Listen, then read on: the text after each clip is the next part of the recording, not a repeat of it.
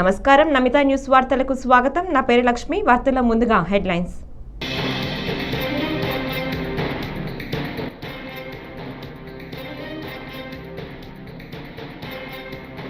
ముగిసిన కేబినెట్ భేటీ ఉచిత ఇసుక విధానంలో మంత్రులు ఎమ్మెల్యేలు జోక్యం చేసుకోవద్దని స్పష్టీకరణ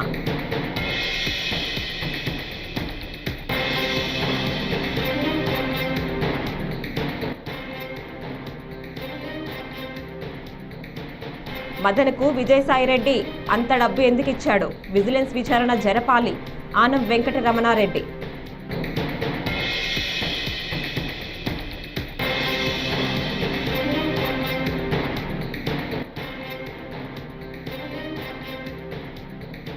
బీజేపీ పాలిత రాష్ట్రాల్లో కూడా లేని ఆ భయానిక చట్టాన్ని గత ప్రభుత్వం తీసుకొచ్చింది మంత్రి పార్థసారథి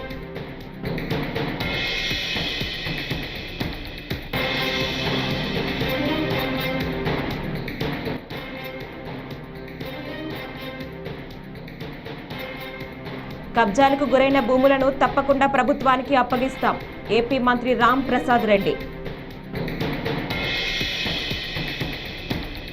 ఇక్కడ డీటెయిల్స్ చూస్తే సీఎం చంద్రబాబు అధ్యక్షతన జరిగిన ఏపీ రాష్ట్ర కేబినెట్ సమావేశం ముగిసింది. వెలుగుపూడిలోని రాష్ట్ర సచివాలయంలో జరిగిన ఈ సమావేశంలో పలు నిర్ణయాలకు మంత్రివర్గం ఆమోదం తెలిపింది. ల్యాండ్ టైటిలింగ్ యాక్ట్ రద్దు బిల్లుకు కేబినెట్ ఆమోదం తెలిపింది. కొత్త ఇసుక విధానం అమలుకు ఆమోదం లభించింది. నూతన ఇసుక పాలసీ అమలు కోసం త్వరలోనే విధి విధానాలు రూపొందించాలని మంత్రివర్గం నిర్ణయించింది. పౌర సరఫరాల శాఖ 2,000 కోట్ల రుణం తీసుకునేందుకు ప్రభుత్వం గ్యారంటీకి ఆమోదం లభించింది.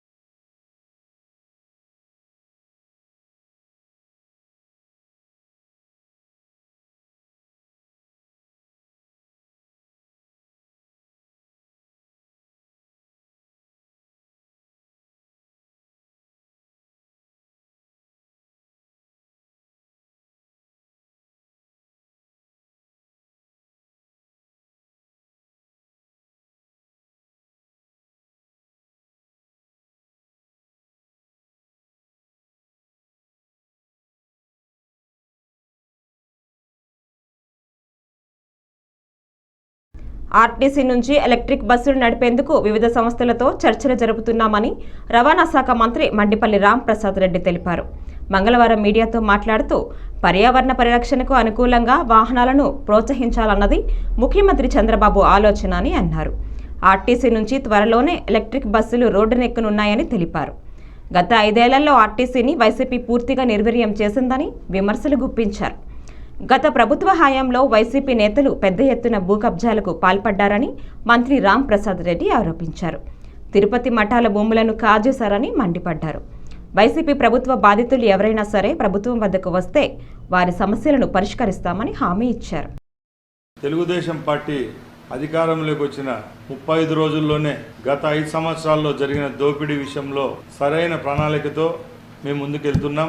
ముఖ్యంగా గత 5 సంవత్సరాల్లో రాష్ట్ర ప్రభుత్వానికి సంబంధించిన అలాగే రాష్ట్ర ప్రజల యొక్క ఆస్తులను దోపిడీ చేసిన ఆనాటి ప్రభుత్వం యొక్క భూములనైతేనేం వాళ్ళు దోచుకున్న ఖనిజాలైతేనేం దీనిల మీద సమగ్ర విచారణతో ఈరోజు మా ప్రభుత్వం ముందుకెళ్తా ఉంది.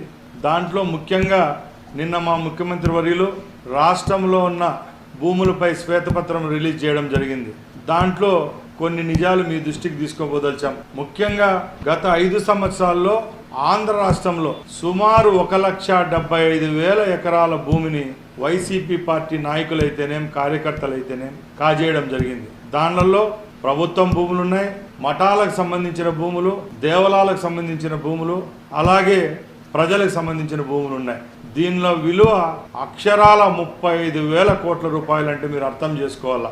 ఆ రోజు ఆర్థిక వనరులు సమకూర్చుకునే దానికి ఆనాటి ముఖ్యమంత్రి జగన్మోహన్ రెడ్డి ఆయన మంత్రివర్గంలో ఉన్న కొందరు బడా నాయకులు ప్రభుత్వం యొక్క భూములను వాళ్ళ పేర్లతో రిజిస్టర్ చేసుకోవడం జరగడం, అలాగే గవర్నమెంటు అలాగే మాన్యాలకు సంబంధించిన భూములను ఆన్లైన్లలో చేసుకోవడం, డీకేటీ భూములను కూడా కాజేయడం, మానవాళికే చేటైన వంకపురం పోగులు, నాలాలు, చెరువులు ఇవన్నీ కబ్జా చేసిన ఘనత ఆ ప్రభుత్వానికే దక్కింది.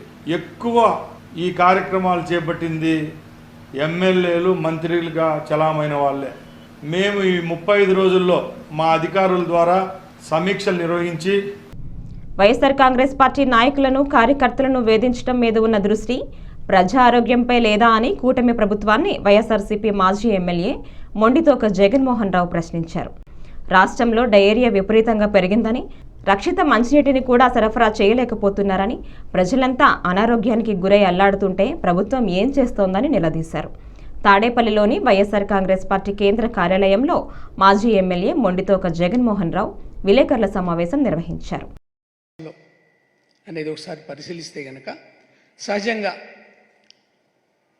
అభివృద్ధి చెందిన సమాజం అంటే ఎక్కడైనా సరే నాణ్యతతో కూడినటువంటి విద్య, వైద్యం ప్రభుత్వం ప్రజలకి అందించిన సమాజాన్ని అభివృద్ధి చెందిన సమాజంగా మనం భావిస్తాం. జగన్మోహన్ రెడ్డి గారి పరిపాలనలో విద్య పట్ల, వైద్యం పట్ల జగన్మోహన్ రెడ్డి గారి ప్రభుత్వం చేపట్టిన పనులు లేక సంస్కరణలు ఏ విధంగా కొనసాగాయో మనం అందరం చూసాం. ఎక్కడి నుంచి పునాది నుంచి పై వరకు అప్డేట్ చేశారు. అన్నిటినీ కూడా విద్య కావచ్చు, వైద్యం కావచ్చు, ఆ మాటకు వస్తే వ్యవసాయానికి సంబంధించి కావచ్చు, సాధారణ పరిపాలనకి సంబంధించి కావచ్చు, విప్లవాత్మకమైనటువంటి మార్పులు తీసుకొచ్చిన సంగతి మీ అందరికీ తెలుసు. సెక్రటరియట్స్ ఇవన్నీ కూడా వ్యవస్థల్ని ఇట్లా ప్రజలకి అనుగుణంగా విద్య కానీ, వైద్యం కానీ, సాధారణ పరిపాలన కానీ ఏదైనా సరే ఒక ఉన్నత స్థాయికి తీసుకొచ్చారు. పర్టికులర్గా విద్యని, వైద్యాన్ని మీరు చూస్తే కనుక స్కూల్స్ని ఎలా మార్చారు, అలాగే హాస్పిటల్స్ సంబంధించి ఏ విధమైనటువంటి సంస్కరణలు తీసుకొచ్చారు మనం చూసాం. ప్రతి 2500 మందికి ఒక విలేజ్ హెల్త్ క్లినిక్ పెట్టి అక్కడ స్టాఫ్ని, మిడ్ లెవెల్ హెల్త్ ప్రొవైడర్ని రిక్రూట్ చేసుకొని ఆ 2500 మందికి సంబంధించినటువంటి ఆరోగ్యానికి సంబంధించి కేర్ టేకర్స్గా ఉంచిన సంగతి కూడా మనకు తెలుసు. ఇది గ్రామాల్లో 10,000 మంది అయితే దాదాపుగా అర్బన్ ఏరియాలో 500 అర్బన్ క్లినిక్లను కూడా స్టార్ట్ చేశారు. దీంతో పాటుగా పిహెచ్సిల్ని తీసుకుంటే కనుక కొత్తగా నిర్మించిన 150 పిహెచ్సిలతో పాటుగా ఉన్న పిహెచ్సిలన్నింటినీ అభివృద్ధి చేశాం. అలాగే ఏరియా హాస్పిటల్స్ కావచ్చు, మెడికల్ కాలేజెస్ కావచ్చు, నాడు నేడులో భాగంగా ఏ విధంగా అభివృద్ధి చెందినాయో ప్రజలందరికీ కళ్ళకు కట్టినట్టుగా ఇవాల్టికి కూడా కనబడతాయి. అలాగే మెడికల్ కాలేజెస్ని ఎలా స్టార్ట్ చేశారు. విజయసాయిరెడ్డి శాంతి వ్యవహారంపై టీడీపీ అధికారి ప్రతినిధి ఆనం వెంకటరమణారెడ్డి మీడియా ముందుకొచ్చారు. నిన్న శాంతి భర్త మదన్ మోహన్ మీడియా సమావేశంలో చేసిన వ్యాఖ్యలను ఆనం ప్రస్తావించారు.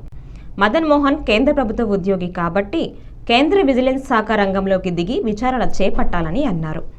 మదన్ మోహన్ హైదరాబాద్లో విజయసాయి ఇంటికి వెళ్ళాడా లేదా, అక్కడి నుంచి వైజాగ్ వచ్చాడా లేదా అనే దానిపై గూగుల్ టేకౌట్ చేయాలని డిమాండ్ చేశారు. విజయసాయిరెడ్డి ఆమెకు ఎందుకు డబ్బులు ఇచ్చారు, ఆమెతో విశాఖలో ఏమేం పనులు చేయించుకున్నారు, ఏ భూములు కొట్టేశారు అనే విషయాలు విచారణ చేస్తే బయటికి వస్తాయని అన్నారు. అందుకే విజిలెన్స్ విచారణ అడుగుతున్నామని ఆనం వెంకటరమణారెడ్డి చెప్పారు. సెంట్రల్ గవర్నమెంట్ ఎంప్లాయీ కాబట్టి వెంటనే సెంట్రల్ విజిలెన్స్ దీని మీద ఎంక్వైరీ చేయాలి. విజయసాయి రెడ్డి దగ్గర, విజయసాయి రెడ్డి ఇంట్లో గూగుల్ టేక్అవుట్ ద్వారా ఇతను నిజంగా మదన్ మోహన్ గారు అక్కడికి వెళ్ళారా లేదా, ఆయన చెప్పిన టైంలో ఆయన ఆ ఇంటికి వెళ్ళాడా లేదా, ఆయన అక్కడి నుంచి వైజాగ్ వచ్చాడా లేదా అనే పూర్తి విషయాలు ఈ ఎంక్వైరీ చేస్తే బయటకు వస్తాయి.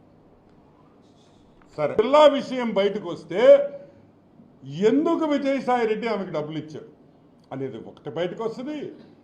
ఏమేమి పనులు చేయించుకున్నారో వైజాగ్లో, ఏ ల్యాండ్స్ దొంగతనం చేశారనే విషయం కూడా అన్నీ కూడా బయటకు వస్తాయి.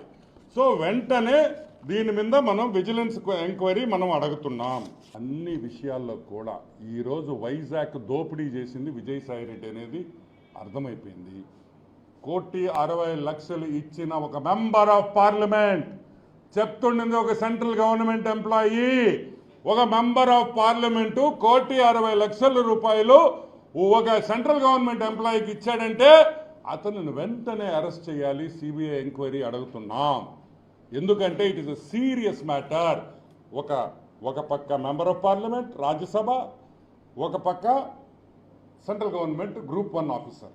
ఒక గ్రూప్ 1 ఆఫీసర్కి 1,60,00,000 ఇచ్చాడని ఆ గ్రూప్ 1 ఆఫీసర్ ఒప్పుకున్న తర్వాత ఈరోజు విజయసాయి రెడ్డిని వెంటనే అరెస్ట్ చేసి సిబిఐ ఎంక్వైరీ చేసి మొత్తం ఒక 2 లాఠీతో 2 తగిలిచ్చేస్తే అన్ని విషయాలు బయటకు వస్తాయని కూడా నేను మనవి చేస్తున్నా. నేడు జరిగిన ఏపీ కేబినెట్ సమావేశం వివరాలను మంత్రి కొలుసు పార్థసారథి మీడియాకు తెలియజేశారు. మీడియా సమావేశంలో ఆయన మాట్లాడుతూ ల్యాండ్ టైటిలింగ్ యాక్ట్ రద్దుపై ఈ సమావేశంలో నిర్ణయం తీసుకున్నామని వెల్లడించారు. ఈ చట్టాన్ని బీజేపీ పాలిత రాష్ట్రాలు కూడా అమలు చేయటం లేదని తెలిపారు. ల్యాండ్ టైటిలింగ్ యాక్ట్పై పలు సందేహాలు ఉన్నాయని అన్నారు. గత ప్రభుత్వం ఎవరితో చర్చించకుండానే హడావిడిగా ల్యాండ్ టైటిలింగ్ యాక్ట్ తీసుకొచ్చిందని పార్థసారథి ఆరోపించారు. ల్యాండ్ టైటిలింగ్ చట్టంతో ముఖ్యంగా రైతులు ఆందోళనకు గురయ్యారని తెలిపారు. ధాన్యం కొనుగోలు గురించి మీ అందరికీ కూడా గత ప్రభుత్వం ఏ విధంగా చేసింది, రైతులు ఆ విధాన లోపం మూలంగా ఎంఎస్పి ఇవ్వాలనే ఆలోచన మంచిదైనప్పటికీ కూడా ప్రభుత్వం అమలు చేసిన విధానాన్ని, ఆ విధానం మూలంగా రైతు సోదరులు ఎదుర్కొన్న సమస్యలు వర్ణనాతీతం అని చెప్పేసి మనం చేస్తామని నేను ఒక మండలంలో పండించిన ధాన్యాన్ని ఎక్కడో సుదూరమైన మండలంలో మిల్స్కి ట్యాగ్ చేయటం, వరి ప్రొడక్షన్కి సంబంధించి అవగాహన లేకోకుండా ఎన్ని సంచులు కావాలి ఏమిటి అనేది ఒక అవగాహన లేకోకుండా ఆ సంచుల కోసం రైతులు ఇబ్బంది పడే పరిస్థితులు, అదేవిధంగా ట్రాన్స్పోర్ట్ మీద కూడా నియంత్రణ, జియో ట్యాగ్ కావాలి అవి అని చెప్పేసి ఇన్ని మాటలు చెప్పినా కూడా రైస్ మిల్కి వెళ్ళిన తర్వాత ఆ ధాన్యాన్ని ఎటువంటి సమస్య లేకోకుండా ఆ రైస్ మిల్లర్ తీసుకుంటున్నాడా లేదా అనేది పర్యవేక్షణ లేకోకుండా ఆఖరికి రైస్ మిల్లర్స్ వెళ్ళిన రైతు దగ్గర నుంచి కొంత సొమ్ముని వెనక్కి తీసుకుంటున్న వార్తలు వచ్చినా కూడా, తీసుకునే పరిస్థితులు వచ్చినా కూడా దాని మీద పట్టించుకోకుండా అనేక లోపభూయిష్టమైన విధానాన్ని గత ప్రభుత్వం అమలు చేసిన విషయం మనకు తెలిసిందే. అంతేకాకుండా దాదాపు 90 రోజులు గత రబీ సీజన్లో సేకరించిన ధాన్యానికి 84-90 రోజులైనా కూడా రైతులకు పేమెంట్ చెల్లించకపోవటం మూలంగా రైతులు తీవ్ర ఇబ్బందులకు గురైన విషయాన్ని కూడా తీసుకొస్తున్నాం. దాదాపు 1,600 కోట్ల రూపాయలు బకాయి పెట్టేసి వెళ్ళింది గత ప్రభుత్వం. దాంట్లో 1,000 కోట్ల రూపాయలు వెంటనే మరి చంద్రబాబు నాయుడు గారి ప్రభుత్వం, రాష్ట్ర ప్రభుత్వం రిలీజ్ చేసిన విషయాన్ని కూడా తెలియజేస్తా ఉన్నాను. మరి త్వరలో ఇంకా మిగతాయి కూడా చెల్లించేస్తాం. విశాఖలో చంద్రబాబు బంధువు గీతం కాలేజీ యాజమాన్యం భూములను ఆక్రమించుకుంటుంటే ఎల్లో మీడియా ఎందుకు రాయలేదు? దీనిపై చంద్రబాబు ఎందుకు శ్వేతపత్రం విడుదల చేయటం లేదని మాజీ మంత్రి మేరుగు నాగార్జున ప్రశ్నించారు. గీతం కాలేజీ భూములపై టీడీపీ నేతలు చర్చకు రాగలరా అని సవాల్ విసిరారు. కేవలం వైఎస్ జగన్మోహన్ రెడ్డిపై నిందలు మోపటానికే చంద్రబాబు శ్వేతపత్రం విడుదల చేస్తున్నారని ఆగ్రహం వ్యక్తం చేశారు. రాష్ట్రంలో కబ్జాలు చేసిన వాళ్లే మళ్లీ నీతులు చెబుతున్నారని విమర్శించారు. ఈరోజు చూస్తా ఉన్నాం ఏ నియోజకవర్గంలో ఎన్ని టన్నుల ఇసుక ధర లభిస్తుందో ప్రతి ఆదివారం వివిధ పత్రికల్లో పేజీల్లో ప్రకటించినటువంటి విషయాలు మర్చిపోవద్దు. మా ప్రభుత్వ అధికారంలో ఎప్పటికప్పుడు రేటుకు మించి ఎవరైనా అమ్మినా చట్ట ప్రకారం చర్యలు తీసుకున్నాం. ఫిర్యాదుదారులకు టోల్ ఫ్రీ నెంబర్ ఇచ్చాం. దాదాపు 18,000 కేసులు పెట్టాం. 6.36 లక్షల మెట్రిక్ టన్నులు ఇసుక సీజ్ చేశాం. చాలామందికి శిక్షలు పడ్డాయి. అది పారదర్శకత అంటే. ఎప్పుడన్నా చేశారా? ఇదంతా ఎందుకు? ఎన్నికలకు ముందే మీరు ఏం చేశారు? మీరు కానీ మీ అబ్బాయి గారు కానీ వెళ్ళి వర్షాకాలం వస్తే ఇసుక నిల్వ ఉండాలని చెప్పి నిల్వ పెడితే అక్కడ వెళ్ళి సెల్ఫీలు దిగారు. నేను అడుగుతా ఉన్నా, అయ్యా ఎన్నికల్లో మీరు గెలిచారు, గెలిచిన తర్వాత ఆ రోజు మీరు మీ అబ్బాయి గారు వెళ్ళి ఇసుక నిల్వ ఉన్న ప్రాంతాలు చూపించారు. ఎన్నికలు అయిన తర్వాత ఈ ఇసుక ఏమైపోయిందో చెప్పగలుగుతారా? దీని మీద ఎంక్వైరీ చేయగలుగుతారా? వేయలేరు. మీ వాళ్ళు అప్పలంగా మీ నాయకులు కొల్లగొట్టేశారు. ఇదే జరుగుతుంది. ఇసుక దోపిడీ వ్యవహారంలో చాలా అన్యాక్రాంతంగా అన్యాయంగా మాట్లాడుతూ ఉన్నారు. పేద ప్రజలకు ఉపయోగపడే విధంగా ఉండాలి కానీ అన్యాయాన్ని మీరు ప్రజలకు రంగరించే విధంగా చేసిన పరిస్థితిని ప్రజలు మర్చిపోలేని చెబుతా ఉన్నాం. ఇకపోతే 6వ అంశంగా ఖనిజ వనరుల గనులు. రాష్ట్రంలో గనులు లీజు అంశాల గురించి చంద్రబాబు గారు మాట్లాడారు. ఈరోజు దశాబ్దాలుగా గనులు దోచుకుని అడ్డగోలుగా సంపాదించింది మీ మనుషులు. 2016-17లో మైనర్ కానీ మేజర్ ఖనిజాల్లో దాదాపు 1700 కోట్ల రూపాయలు వచ్చినాయి. 17-18లో 1850 కోట్లు వచ్చినాయి. మీ హయాంలో 18-19లో 1950 కోట్లు వచ్చినాయి. కానీ మా ప్రభుత్వం వచ్చినాక 2 ఏళ్ళు కోవిడ్ పోయింది. అయినా 2019-20లో 2068 కోట్ల పైబడి ఆదాయం వచ్చింది. అంటే అవినీతి ఎప్పుడు జరిగింది? దీని మీద కరెక్ట్గా ఎక్స్పర్ట్స్తో మాట్లాడించండి. మీ హయాంలో ఇన్ని కోట్లు వస్తే 2 ఏళ్ళు కరోనా వచ్చిన, అలాగే 2021లో 2790 కోట్లు వచ్చినాయి. 2021-22లో 3765 కోట్లు వచ్చినాయి.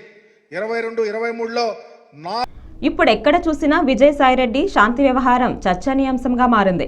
శాంతికి ఎవరి వల్ల గర్భం వచ్చిందో నిగ్గు తేల్చాలంటూ ఆమె భర్త మదన్ మోహన్ తెరపైకి రావడంతో అందరి దృష్టి ఇటువైపు మళ్లింది. ఇప్పటికే శాంతి విజయసాయిరెడ్డి మీడియా ముందుకు వచ్చి తమ గొంతు వినిపించారు. తమకేమీ తెలియదని మదన్ మోహన్ అసత్య ఆరోపణలు చేస్తున్నాడన్నది వారి వ్యాఖ్యల సారాంశం. ఈ నేపథ్యంలో శాంతి భర్త మదన్ మోహన్ తాజాగా మీడియా ముందుకొచ్చారు. తన నేపథ్య వివరాలను వెల్లడించారు. తనకు తండ్రి చిన్నప్పుడే చనిపోయారని, నాడు ఇందిరాగాంధీ ఇచ్చిన స్థలం 3 సెంట్లు రోడ్డు పక్కనే ఉండటంతో దానివల్ల కాస్త లాభపడ్డానని వివరించారు. తాను అమెరికాలో ఎంఎస్ చేశానని, పిహెచ్డి కూడా చేశానని, ప్రస్తుతం సనత్లో ఉన్న కేంద్ర ప్రభుత్వ సంస్థ ఇండియా ఇన్స్టిట్యూట్ ఆఫ్ ప్యాకేజింగ్లో అసిస్టెంట్ డైరెక్టర్గా 10 ఏళ్లుగా పనిచేస్తున్నానని వెల్లడించారు. సాయిరెడ్డి సార్ సహాయం చేస్తున్నారు, పెద్ద ఆయన, మంచిదే, తప్పే ఉంది దాంట్లో. ఆడపిల్లలు ఉన్నారు, 2 ఆడపిల్లలు. పిలిచారు, వచ్చాను. 19 దిగాను. 20వ తారీఖు శాంతి నేను విశాఖపట్నంలో 4 ఫ్లైట్లు మారొచ్చాను సార్, ప్లీజ్ రిమెంబర్. 4 ఫ్లైట్లు మారొచ్చాను. 4 ఫ్లైట్లు మారి డైరెక్ట్గా వైజాగ్ వెళ్ళిన. అప్పటికి శాంతి వైజాగ్లో ఉంది. ఈ డేట్కి 4 ఫ్లైట్లు మారి వస్తే 19 సెప్టెంబర్ దిగితే 20వ తారీఖు నేను శాంతి వెళ్ళి ఇట్లా విజయసాయిరెడ్డి గారు చెప్పారు, అంటే పెద్దలు మనకేదో గైడెన్స్ ఇచ్చారు, బిల్డర్ గారి దగ్గరికి వెళ్ళి 1 కోటి రూపాయల బ్యాగ్ ఇస్తారు, మనం తెచ్చుకుందాము అని. అంటే ఆ బిల్ 2.5 crores కదా, ఒక 1 crore వైట్, ఒక 1.5 crore 1.6 బ్లాక్. సో మీకు కావాలంటే 1 crore ప్యాకెట్ కూడా చూపిస్తాను, ఆ డేట్ కూడా చూపిస్తాను నేను. నా ఆబ్జెక్టివ్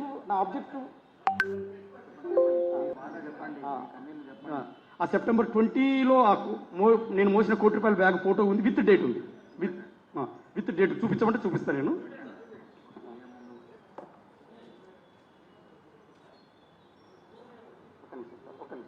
తొందర పెట్టదండి please.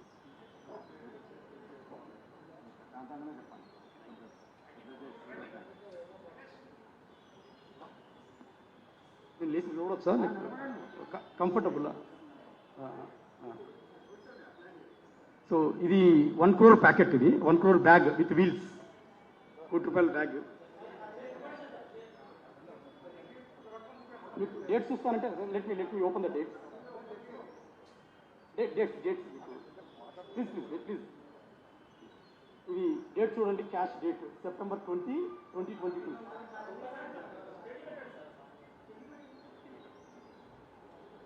September 20, 2022.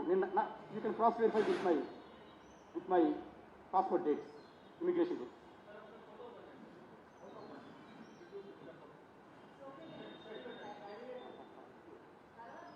Okay sir okay. So I don't want waste the time. I think you are all busy people. So ఇది జరిగింది సార్. సో ఇది జరిగింది. కోటి రూపాయలు ఇద్దరం తీసుకొచ్చాము. అది బ్లాక్ మరి ఏమో నాకు ఐడియా. నేను ఏది I'm not such a person. First of all నేనే అన్నాను, ఎందుకు మనకి ఇంత పెద్ద పెద్ద రిస్కులు, బతికేదో నీతికి బతుకుతాం, ఉప్పు ఉంటే ఉప్పు అమ్ముకొని ఉప్పు. ఒడిషా తీరాన్ని ఆనుకొని వాయువ్య పశ్చిమ బంగాళాఖాతంలో అల్పపీడనం ఏర్పడిందని భారత వాతావరణ సంస్థ అమరావతి విభాగం వెల్లడించింది. మరోవైపు ఉపరితలం ఆవర్తనం రుతుపవన ద్రోణి కూడా కొనసాగుతున్నాయని, రేపు కూడా ఏపీలో విస్తారంగా వర్షాలు పడతాయని తెలిపింది. కాకినాడ, ఉభయ గోదావరి, ఎన్టీఆర్, ఏలూరు, పార్వతీపురం, మన్యం, కోనసీమ, నెల్లూరు, తిరుపతి, శ్రీకాకుళం, ప్రకాశం, విజయనగరం, పల్నాడు, అనకాపల్లి, కృష్ణా, బాపట్ల, గుంటూరు జిల్లాలలో అక్కడక్కడ పిడుగులతో కూడిన తేలికపాటి వర్షాలు కురుస్తాయని వాతావరణ సంస్థ వివరించింది. కాగా వాయువ్య పశ్చిమ మధ్య బంగాళాఖాతంలో జూలై 19 నాటికి మరో అల్పపీడనం ఏర్పడే అవకాశాలు ఉన్నాయని కూడా తెలిపింది.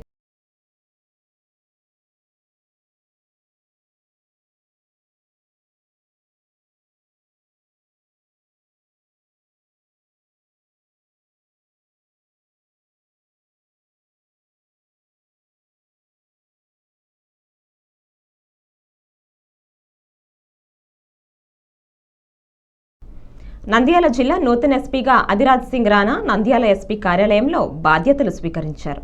ఎన్టీఆర్ పోలీస్ కమిషనరేట్ నందు డిప్యూటీ కమిషనర్ ఆఫ్ పోలీస్గా విధులు నిర్వహిస్తూ సాధారణ బదిలీల్లో భాగంగా నంద్యాల జిల్లా ఎస్పీగా బదిలీ కావడం జరిగింది. ఈ సందర్భంగా సోమవారం నంద్యాల జిల్లా పోలీస్ కార్యాలయం నందు ఎస్పీగా బాధ్యతలు స్వీకరించారు. అనంతరం అధికారులు అభినందించారు.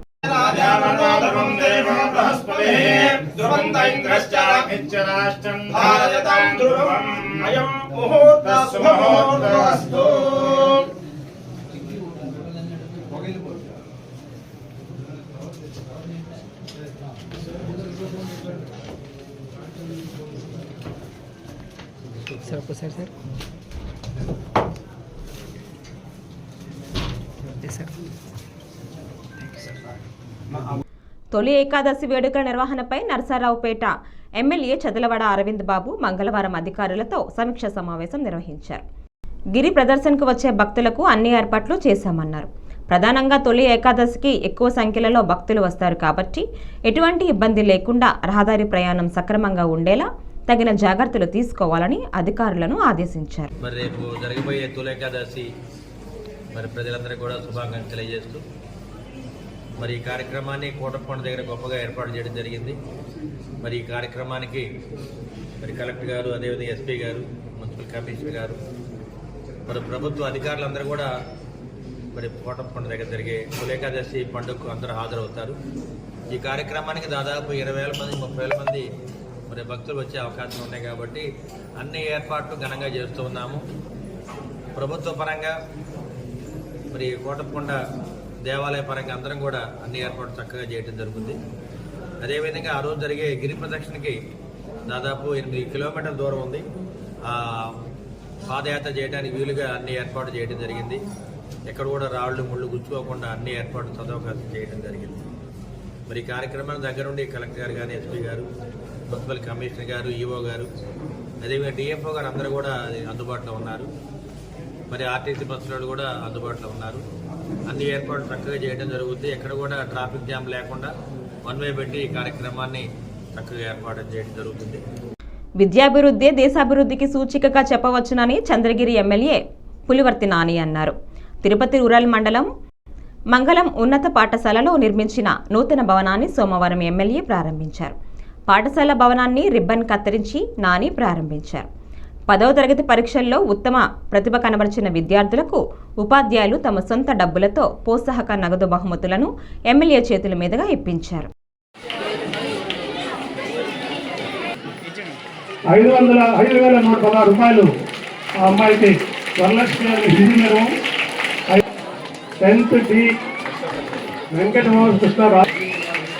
అదేవిధంగా తెలుగు మీడియంలో 539 మార్కులతో టాపర్ గెలిచినటువంటి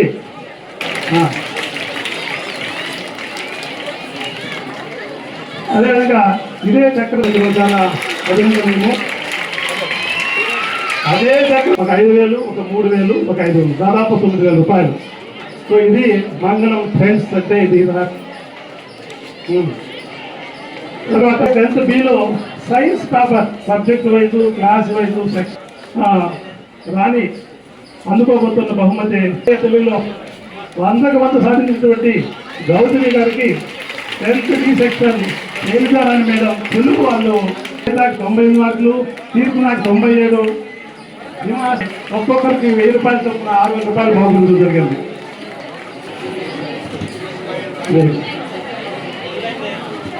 10th C section Radha Mohan madam గారు కీర్తి, రోహిత ఒక్కొక్కరికి 1000 రూపాయలు వంతున, రోహిత ఒక్కొక్కరికి సాధించినటువంటి జయదీప్య భవితులకు ఒక్కొక్కరికి 750 రూపాయలు. అపరిశుభ్రతకు, దోమల తీవ్రతకు కారణమవుతున్న ఖాళీ స్థలాల్లో నిల్వ నీటిని వెంటనే తొలగించాలని కాకినాడ నగరపాలక సంస్థ కమిషనర్ జె వెంకట్రావు స్థల యజమానులను కోరారు. ఇందుకు సంబంధించి కాకినాడ నగరపాలక సంస్థ పరిధిలోని సుమారు 160 మంది స్థల యజమానులకు నోటీసులు జారీ చేశామన్నారు. మంగళవారం అయినా కాకినాడ ఆర్టీసీ కాంప్లెక్స్ సమీపంలో జరుగుతున్న పూడికతీత పనులను పర్యవేక్షించారు. ఈరోజు ఇది తోరంగి పంచాయతీ రూరల్ మండలం, కొంత పార్ట్ టౌన్ కూడా ఉంది. ఈ ఏరియాలో సిల్ట్ క్లియరెన్స్ ఆపరేషన్స్ అన్ని చేయడం జరుగుతుంది. మేజర్ డ్రైన్ రైట్ సైడ్ ఉంది. మేజర్ డ్రైన్లో చాలా కాలం నుంచి దూరపు డెక్క ఇవన్నీ ఉండిపోయాయి. అవన్నీ రిమూవ్ చేయించడానికి మేజర్ వర్క్ అది ఇన్స్పెక్ట్ చేయడానికి రావడం జరిగింది. వచ్చేటప్పుడు మాకు బ్యాక్గ్రౌండ్లో మీరు చూస్తున్నారు, this is all rural area. Water stagnation అనేది ఎంటీ ప్లేసెస్లో వాటర్ స్టాగ్నేషన్ బాగా జరుగుతుంది. అది రూరల్ ఏరియాలో అవటం వల్ల మాకు జ్యూరిస్డిక్షన్ కాదు. దీని మీద డిపిఓ గారికి కూడా ఇన్ఫర్మేషన్స్ ఇచ్చాము. వాళ్ళ ఎవరైతే యజమానులు ఉన్నారో వాళ్ళకి నోటీసులు కూడా ఇచ్చారు రిమూవ్ చేయించడానికి. ఇటువంటి వేకెంట్ స్పేసెస్లో ఇట్లా వాటర్ స్టాగ్నేషన్ ఉండటం వలన దోమలు కూడా బాగా పెరిగేటువంటి అవకాశం ఉంది. ఈ విషయాన్ని తెలియజేయడం జరిగింది. అదేవిధంగా ఎక్కడెక్కడైతే రూరల్ మా వాటర్ స్టాగ్నేషన్ ఉందో వాటిలో ఆల్రెడీ 160 మంది యజమానులకి నోటీసులు కూడా ఇవ్వడం జరిగింది. ఇమీడియట్గా వాళ్ళ ఏరియాలో ఉన్నటువంటి పిచ్చి మొక్కలన్నీ కూడా తొలగించమని, వాటర్ స్టాగ్నేషన్ని అవాయిడ్ చేసి లెవెల్స్ మెయింటైన్ చేయమని చెప్పి నోటీసులు కూడా ఇచ్చాం. ఇప్పుడు నెక్స్ట్ మా డ్రైవ్ అంతా కూడా వేకెంట్ స్పేసెస్లో ఎక్కడైతే వాటర్ స్టాగ్నేషన్స్ ఉంటుందో, వెజిటేషన్ ఎక్కడైతే బాగా పేరుకుపోయిందో అటువంటి ప్లేసెస్ మీద ఇప్పుడు డ్రైవ్ చేస్తాం. వాటన్నింటినీ కూడా రిమూవ్ చేయడం జరుగుతుంది. అట్ ది సేమ్ టైం కొన్ని దగ్గర ఏదైతే ఆల్రెడీ సిల్ట్ రిమూవ్ చేసినప్పటికీ ఇంకా ఫ్లోటింగ్ మెటీరియల్స్ ఉండిపోయినాయి. ఫ్లోటింగ్ మెటీరియల్స్ కూడా రిమూవల్ మీద ఫోకస్ పెట్టడం జరుగుతుంది. ఈ వార్తలు ఇంతటితో సమాప్తం. నమస్కారం.